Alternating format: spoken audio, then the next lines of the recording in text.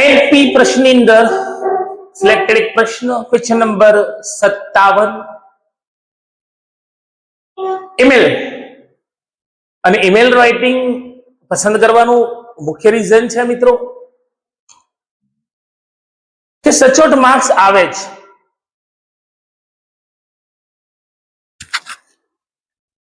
જેમ કે આપણે એ પ્રશ્ન સમજીએ છીએ, લખનાર કોણ છે, કોને સંબોધીને લખે છે અને સંદર્ભ શું છે. સબ્જેક્ટ મીન્સ તું જેને સંબોધીને લખાવ્યું છે એ સબ્જેક્ટ, મુદ્દો શું છે, વિષય વસ્તુ શું છે અને જેને સંબોધીને લખ્યું છે એનું સંબોધન ડિયર સાથે. આ ત્રણ વસ્તુ કમ્પલસરી. અને લાસ્ટ જે લખનાર છે એના વિશે સમજ અને જે વિગત છે એ અંદર ભાગની અંદર આપણે લખીએ છીએ. મીન્સ કે આ 3-4 જે ટોપિક છે એ ફરજિયાત છે અને અંદર આપેલા છે. Draft an email on behalf of Ronak Patel. Ronak Patel વતી તમે એક ઈમેલ લખો to his friend Gaurav Shah, તેના મિત્ર ગૌરવ શાહને ઓન કયા એડ્રેસ પર? તો gaurav@gmail.com. ટેલિંગ હિમ અબાઉટ, એને એવું સમજાવતો અથવા કહેતો the importance of good health, physical fitness and simple diet. સારું સ્વાસ્થ્ય, સારી તંદુરસ્તી, ચુસ્તતા જેને કહેવાય, સિમ્પલ ડાયટ એટલે સાદા ખોરાક વિશે. મિત્રો આ જ પ્રમાણે પરીક્ષા માટે પ્રિપેરેશન કેવી રીતે કરવું, પોઝિટિવ કેવી રીતે રહેવું, ના સંદર્ભમાં ઈમેલ હોઈ શકે. આપણે ઈમેલ લખવાનું ફોર્મેટ સમજી રહ્યા છીએ અને ચોક્કસ ફોર્મેટ સમજ્યા પછી તમે પેપરની અંદર ઈમેલ પસંદ કરશો. જોઈએ કોને સંબોધીને લખવાનું છે, જે ટુ સાથે લખીશું. જે એડ્રેસ આપણને આપ્યું છે તે એડ્રેસ શું છે? gaurav@gmail.com.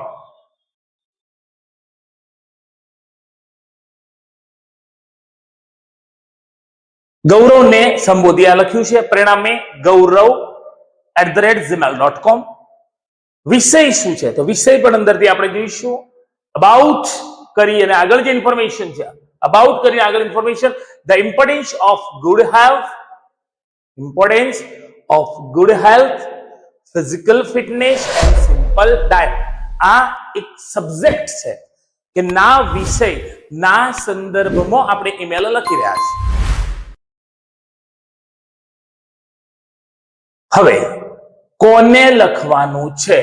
Two his friend Gaurav Shah. લખનાર તો રોનક પટેલ. રોનક પટેલ વતી, ઓન બિહાફ, ના વતી આપણે પત્ર લખી રહ્યા છીએ, ઈમેલ લખી રહ્યા છીએ. ટુ સબ્જેક્ટ, હવે સંબોધન ડિયર ગૌરવ. જે અંદર આપ્યું છે નામ એ જ આપણે અહીંયા લખ્યું છે. અને આ જે વાક્ય છે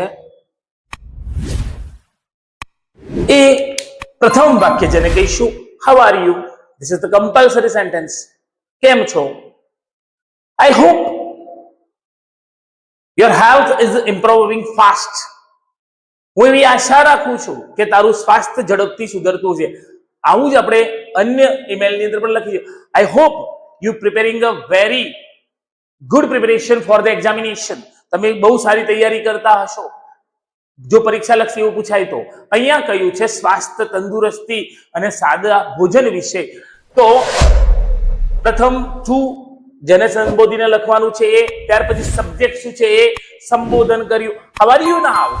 ત્યારે કેમ છે? I hope your health is improving fast. હું આશા રાખું છું કે તારું સ્વાસ્થ્ય એ ઝડપથી સુધરી રહ્યું હશે. You are a hard working student. તું બહુ જ સખત મહેનતુ વિદ્યાર્થી છે. But do not ignore your health. પણ તું તારા સ્વાસ્થ્યને અવગણીશ નહીં.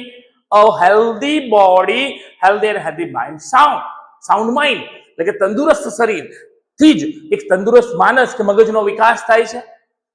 You must spare some time early in the morning for some exercise or physical fitness. You must spare some time early in the morning. તું ચોક્કસપણે સવારના સમયમાં અમુક સમય વિતાવતો હશે ફોર એક્સરસાઇઝ, કસરત કરવા માટે, ફોર ફિઝિકલ ફિટનેસ, શારીરિક ચુસ્તતા કે તંદુરસ્તી માટે તું આટલું કાર્ય કરતો હોઈશ ચોક્કસપણે. You should go for a jogging or take a walk in the morning. તારે સવારની અંદર જોગિંગ કરવા કે ચાલવા જવું જોઈએ, એક સલાહના સંદર્ભમાં કહ્યું છે. મિત્રો, ઈમેલ હોય, શોર્ટ નોટ હોય, પિક્ચર ડિસ્ક્રિપ્શન હોય, આ તમામ બાબતની અંદર મહત્વની એક વસ્તુ ચોક્કસ કહીશ. જો તમે એને ભાષાંતરને બરાબર સમજો છો તમારી ભાષામાં તો જે લખી શકો છો. અહીંયા ફરીથી ઈમેલ માટે એકની એક વાત કહું કે એક માર્ક્સ એમ ગણતા આગળ વધવું છે તો જેને સંબોધીને ઈમેલ આપણે લખી રહ્યા છે એની આગળ માત્ર ટુ લખવાનું છે. અબાઉટ ધ, ત્યાર પછીનો ટોપિક જેને આપણે સબ્જેક્ટ તરીકે ચૂઝ કરવાનો છે, જે વ્યક્તિને લખવાનું છે એના નામનું સંબોધન કરવાનું છે. બીજા પેરેગ્રાફની અંદર You must sleep for at least 8 hours. તારે ચોક્કસ ઓછામાં ઓછા 8 કલાકની ઊંઘ લેવી જોઈએ, ઊંઘવું જોઈએ. Do not study till late night. હા, મહત્વનો મુદ્દો મિત્રો. Do not study till late night.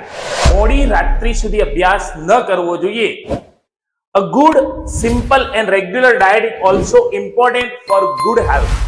A good, simple and regular diet is also important for good health. એટલે કે એક સારો, સરળ જેને કહેવાય, અને રેગ્યુલર, નિયમિત જે આહાર છે એ આહાર એ સ્વાસ્થ્ય માટે ખૂબ જ મહત્વનો છે. You should drink enough water. You should drink enough water. તારે ચોક્કસ પૂરતું પાણી પીવું જોઈએ and plenty of juices. અને ઘણો બધો જ્યુસ પીવો જોઈએ. Include lot of greens vegetables in your diet. અને ઘણા બધા લીલા શાકભાજી એ તારા આહારમાં ઉમેરવા જોઈએ. છેલ્લે ટેક કેર. જે લખાણ છે એ દરેક માટે કમ્પલસરી. ટેક કેર આપણે લખી શકાય ઓલ ધ બેસ્ટ. કોઈ એક્ઝામ આપવા જઈ રહ્યું છે એને સંદર્ભીને આપણે લખીએ તો ઓલ ધ બેસ્ટ એવું લખી શકીએ છીએ. યોર લવિંગ ફ્રેન્ડ, તારો પ્રેમાળ મિત્ર. લખનાર કોણ? તો રોનક, તારો પ્રેમાળ મિત્ર રોનક. મિત્રો, આ પ્રમાણે ઈમેલની સમજૂતી લાસ્ટ ફરીથી કહું છું કે જેને સંબોધી, જે ઈમેલ એડ્રેસ આપ્યું છે એ ટુ સાથે લખીશું. નંબર 2 કે અબાઉટ ધ, પછી જે સમજૂતી આપી છે એ આપણો સબ્જેક્ટ છે. જેને સંબોધી અને આ ઈમેલ લખાયો છે એને આપણે ડિયર કરી અને સંબોધિત કરીશું, આ કમ્પલસરી. અને લાસ્ટની અંદર લખનાર જે છે એના માટે લખીશું યોર લવિંગ ફ્રેન્ડ. જે પણ નામ આપેલું છે, નામ અહીંયા આપેલું છે રોનક, માટે આપણે લખીશું રોનક. અને પેરેગ્રાફની અંદર જે સબ્જેક્ટ છે એ સબ્જેક્ટને અનુરૂપ મુદ્દાઓ આ 2 પેરેગ્રાફમાં આપણે લખવાના થાય છે. આ પ્રમાણે ઈમેલ રાઇટિંગ જો લખીએ છીએ આપણે તો ચોક્કસ પૂરતા માર્ક્સ આપણે મેળવીશું. માત્ર સબ્જેક્ટ બદલાશે, લખવાની આ મેથડ પ્રમાણે જ આપણે ઈમેલ લખીશું.